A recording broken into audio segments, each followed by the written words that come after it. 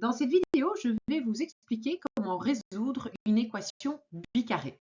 Avant tout, demandons-nous ce qu'est une équation bicarrée. Une équation bicarrée est tout simplement une équation du quatrième degré, mais qui ne possède pas de termes du troisième degré et du premier degré. Donc nous avons tout simplement ax exposant 4 plus bx exposant 2 plus c est égal à 0.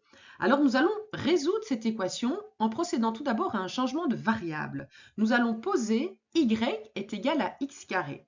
En remplaçant x carré par y, nous obtenons l'équation ay carré plus by plus c égale à 0. Et cette équation est une simple équation du second degré de variable y, et nous pouvons donc la résoudre avec la technique bien connue du delta. Nous allons calculer delta est égal à b carré moins 4ac, et nous pourrons ensuite calculer le y avec la formule moins b plus ou moins racine de delta sur 2a.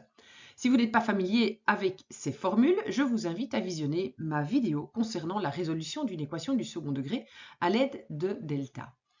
Bien, dans cette technique, nous devons faire la distinction entre trois cas, c'est-à-dire le cas où delta est positif, le cas où delta est nul et le cas où delta est négatif, puisque vous voyez dans la formule du y ici qu'il y a un racine carrée de delta, et donc cette racine carrée ne sera possible que si delta est positif ou nul. Dans le premier cas, donc si delta est positif, nous allons pouvoir calculer deux solutions y. Une première que j'appelle y1 avec le plus du plus ou moins qui est ici, et une deuxième solution y2 avec le moins. Et il faut alors se rappeler que nous ne sommes pas en train de résoudre une équation en y, mais que nous avions au départ une équation en x. Et donc il faut résoudre cette équation en x et trouver une solution pour x.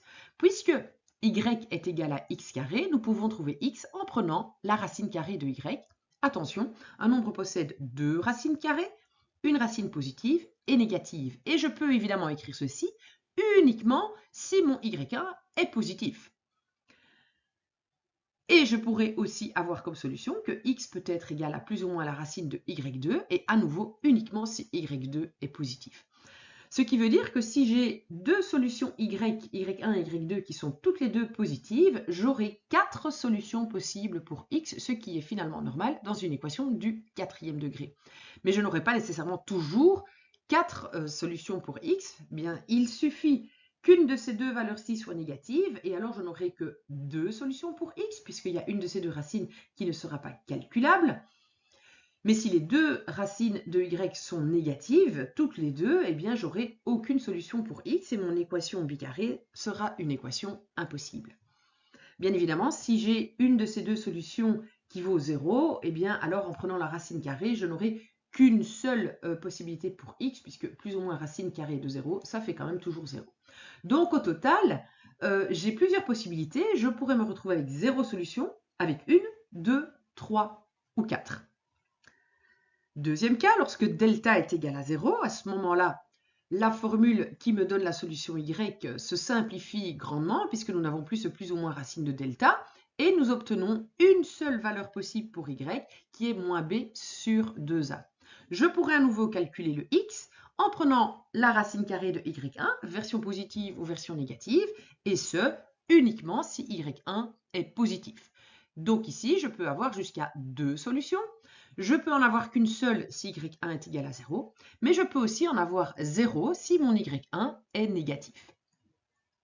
Dans le cas où delta est négatif, je ne trouverai pas de solution pour y, et donc si je n'ai pas de solution pour y, je n'en aurai pas non plus pour x, et dans ce cas-là, l'ensemble de solutions de mon équation bicarrée est toujours l'ensemble vide, il n'y a pas de solution. Voilà, j'espère que ceci est clair et que vous pouvez donc maintenant résoudre une équation bicarrée sans trop de problèmes. Je vous invite néanmoins à aller visionner ma vidéo qui vous montrera d'autres techniques que celle de delta pour résoudre une équation du second degré, puisque dans certains cas, vous aurez la possibilité d'aller un tout petit peu plus vite. Voilà, abonnez-vous si ce n'est pas encore fait, n'hésitez pas à visionner mes vidéos et à très bientôt dans une autre vidéo.